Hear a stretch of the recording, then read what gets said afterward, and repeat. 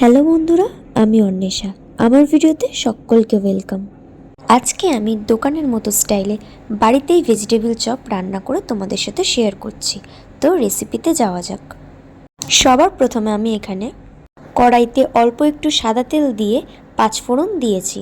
এরপর তেলটা খুব ভালো মতো গরম হয়ে গেলে তারপর আমি দিয়েছি আদা বাটা, অল্প একটু কাঁচা লঙ্কা বাটা দিয়ে খুব ভালো করে আমি মশলাটা নেড়েচেড়ে নিচ্ছি।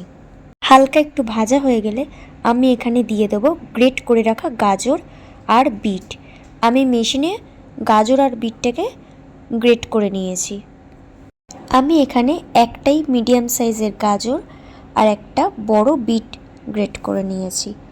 এরপরে আমি কড়াইতে সব কিছু দিয়ে খুব ভালো করে নেড়েচেড়ে নেব।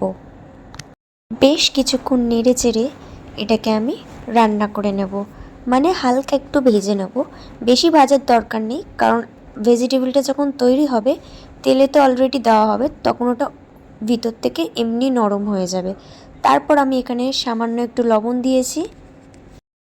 লবণ দেওয়ার পরে আরও একবার খুব ভালো করে আমি নেড়েচেড়ে নিচ্ছি। প্রায় 2 থেকে 3 মিনিট আমি এটাকে এরকমভাবেই রান্না করে নেব।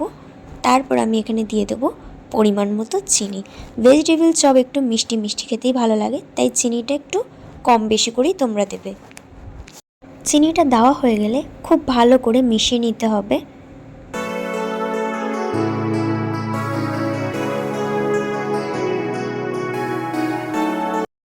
তারপরে আমি এখানে 2টো মিডিয়াম সাইজের সিদ্ধ আলু ম্যাশ করে দিয়ে দিয়েছি। আলু দেওয়ার পরে খুব ভালো করে নেড়েচেড়ে আলুটা মশলার সাথে মিশিয়ে নিতে হবে। খুব ভালো করে আমি এখানে মিশিয়ে নিচ্ছি, দেখো, যাতে গোটা গোটা ভাব না থাকে। অনেক সময় কি হয়, আলু গোটা গোটা থাকলে ভেজিটেবলটা কিন্তু খেতে একদমই ভালো হবে না। দেখো আমার কি সুন্দর মেশানো হয়ে গেছে।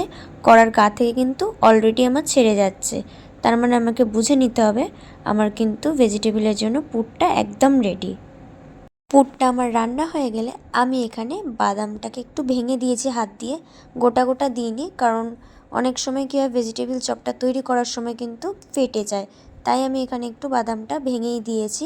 তারপর লাস্টে ওপর দিয়ে একটু ধনেপাতা কুচি ছড়িয়ে দিলাম।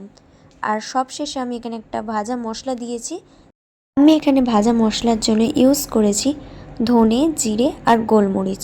এটা একটু কড়াই খুব ভালো করে নেড়ে চেড়ে মিক্সিতে গুঁড়িয়ে নিয়েছি। মশলাটা দিয়ে পুরটার সঙ্গে খুব ভালো করে আরও একবার নেড়ে ছেড়ে নিলাম, যাতে পুরো পুরটায় মশলাটা মিশে যায়। তারপরে আমি পুরটা একটা জায়গায় তুলে রাখবো। তো দেখতেই পাচ্ছ পুরটা আমি একটা প্লেটে তুলে রাখছি।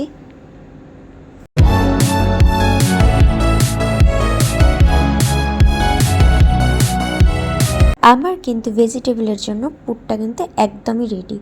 তো চলো ভেজিটেবলগুলো বানানো যাক। তো অল্প করে হাতে পুর নিয়ে তো আমি আমার পছন্দ মতো শেপ দিয়েছি। তারপর এখানে একটা ময়দার গোলা, মানে ময়দার একটা ব্যাটার তৈরি করে নিয়েছি। তো ভেজিটেবলগুলো দেখতেই পাচ্ছ প্লেটে কি সুন্দর রাখা আছে। একটা করে ময়দার গোলাতে চুবিয়ে বিস্কুটের গুঁড়ো দিয়ে দিলাম, আর এটাকে এবার আমি বিস্কুটের গুঁড়ো খুব ভালো করে আমি মাখিয়ে নিচ্ছি। দেখো আমার প্রত্যেকটা ভেজিটেবল কিন্তু রেডি। অন্যদিকে কড়াইয়ে আমি সাদা তেল গরম হতে বসিয়ে দিয়েছিলাম। তেলটা খুব ভালো মতো গরম হয়ে গেলে আমি এখানে আস্তে আস্তে একটা একটা করে চপ ছেড়ে দিলাম। এবার আমি খুব ভালো করে মিডিয়াম টু লোতে গ্যাসটা রেখে ভেজে নিচ্ছি। চপগুলো আমার একে একে ভাজা হয়ে গেছে। ঠিক আলটিমেটলি লাস্ট ফিনিশিংটা এরকমই দেখতে হয়েছে। তো ভিডিওটি কেমন লাগলো অবশ্যই কমেন্ট করে জানাতে ভুলবে না, আর ভালো লাগলে একটি লাইক করে চ্যানেলটি সাবস্ক্রাইব করে দেবে। আজকের মতো এই পর্যন্ত, দেখা হচ্ছে নতুন কোনো ভিডিও।